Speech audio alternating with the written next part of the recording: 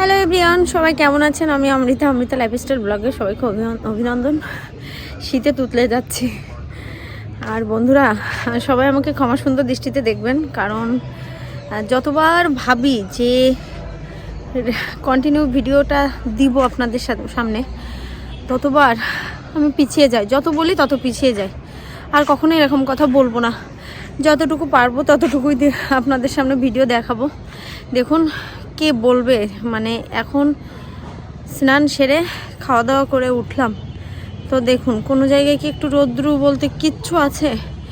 এত শীতে মানুষ বাঁচে, আমি এমনি শীতে বাঁচি না। আর যে কি শীত, উড়ি সর্বনাশ, পাগল হয়ে যাওয়ার উপক্রম। তো যাই হোক, ভাবতেছি যে প্রত্যেক দিন ভাবি যে ঘুম থেকে উঠবো, চট জলদি ছাদে আসবো, এসে একটু একটা গানের ভিডিও 5-7 মিনিটের মধ্যে কমপ্লিট করে আপনাদের সামনে দেখাবো। আর ভিডিও যে ঠান্ডা, তারপরে ছেলে নিয়ে তারও ঠান্ডা লাগেছে, খুব ঠান্ডা লাগেছে, নাক দিয়ে জল পড়তেছে। কালকে ওষুধ আনা হয়েছে, তারপরে তার নেবুলাইজার করা হচ্ছে। এখন একটু মোটামুটি ভালো আছে, কালকে খুব ভয় পেয়ে গেছিলাম, এই জন্যে রেগুলার ভিডিও দিতে পারতেছি না। ভাবতেছি যে এই বাসার এই যে দেখছেন সব ফুলের টবগুলো, এই ফুলের টবগুলোর বয়স কতদিন আপনারা আশ্চর্য হয়ে যাবেন। এই ফুলের টবগুলোর বয়স, প্রত্যেকটার বয়স 5 বছরের বেশি, প্রায় 6 থেকে 6.5 বছর বয়স। আমার যখন বিয়ে হয়নি তারও 1-1.5 বছর আগে আমি এইখানে ছাদে আমি নিজে হাতে সমস্ত টব কিনে, প্রায় 1-1.5 বছর ধরে ফুল বাগান করার পরে গিয়ে আমার মনে হয় বিয়ে হয়।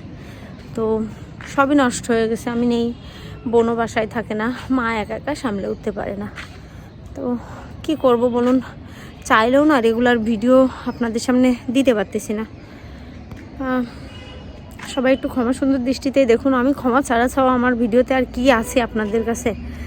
তো দেখুন চারপাশের পরিবেশটা, তবে হয়তোবা এটা বেশি দিন থাকবে না, কেটে যাবে।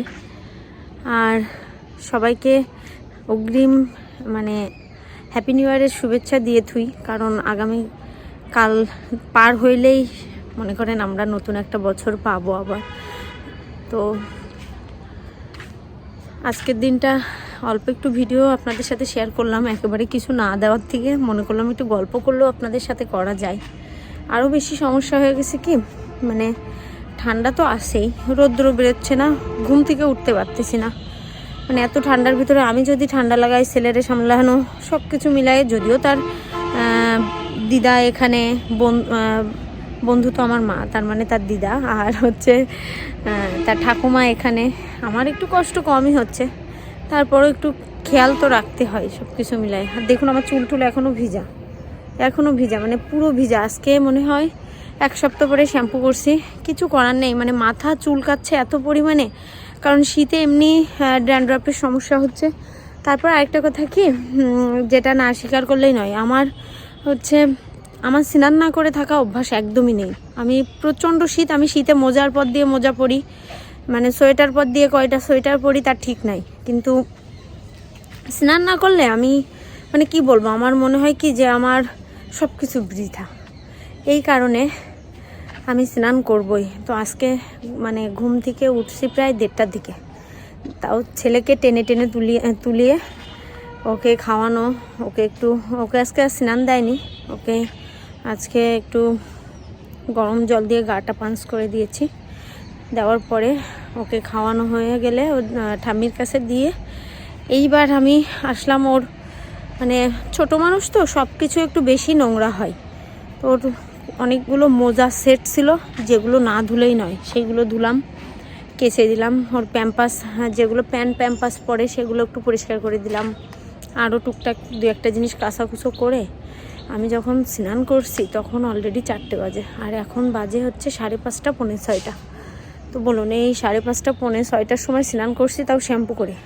বুঝতেই পারছেন যে আমার ভিতরে মনে করেন যত শীতের মানে কাঁপুনি থাকুক না কেন, এই কাঁপুনি আমাকে দুর্বল করতে পারে না স্নান করার সময়। তাই ছাড়া সব কিছুতেই আমি মনে করেন শীতে আমাকে বেরোতে না দিলেই ভালো হয়।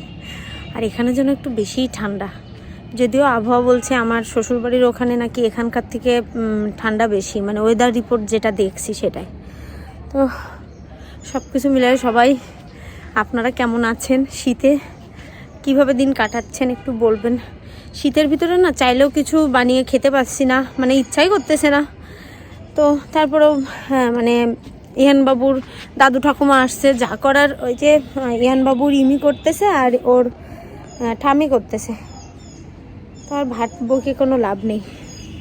শুধু একটা কথাই বলবো, সবাই শীতে খুব সাবধানে থাকবেন। যাদের বাসায় বাবু আছে আমার বাবুর মতো, তো তারা তো বাচ্চার দিকে খুব কেয়ার করবেন, খুব কেয়ার করবেন। আমার ছেলের কিন্তু আমি কেয়ার করার ব্যাপারে মানে আমরা 4-5 জন মানুষ খুব সচেতন ছিলাম, কিন্তু ওর ঠান্ডা লাগার কারণ হচ্ছে ও নিজেই, ওই একটুও স্থির না।